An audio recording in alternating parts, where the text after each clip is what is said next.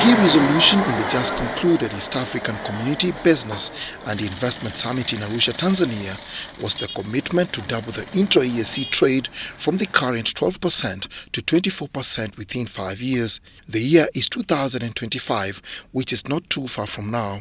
However, to achieve this and optimistically set another ambitious target, much needs to be done. We need to change how we drive politics in our country. If you look at politics in this region, mostly and largely in this region, it takes a form that is not conducive for business. But we need to change the politics into economics. That needs to be the primary focus. Those people who are elected members of parliament are elected because of something that they bring to the communities for which they serve. If they are driven by economic development, then the politics will change.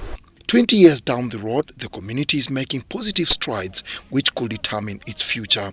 However, the pace of progress is slow, and this is impeded by the lack of regional and sectoral policies, laws and protocols that can create an enabling environment to conduct business.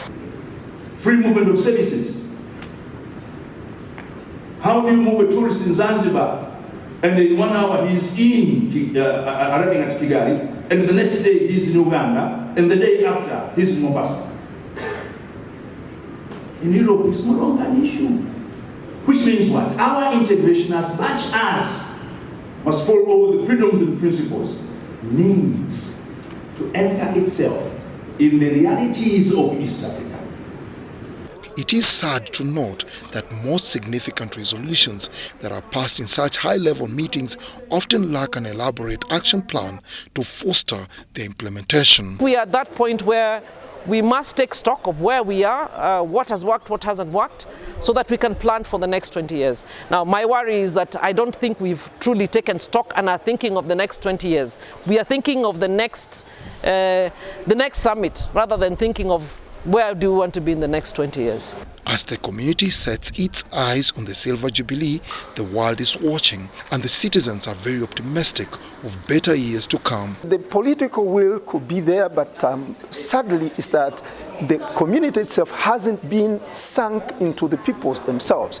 And from the marketing perspective, I feel that if you don't segment, the East African community would only make sense because people who live within the Lake Victoria Basin have cultural affinities. It's quite easy for them. They are quite closer.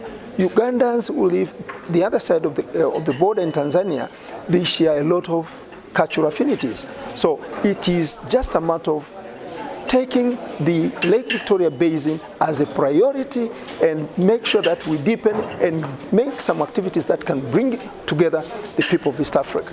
Dennis Igoa for UBC Business.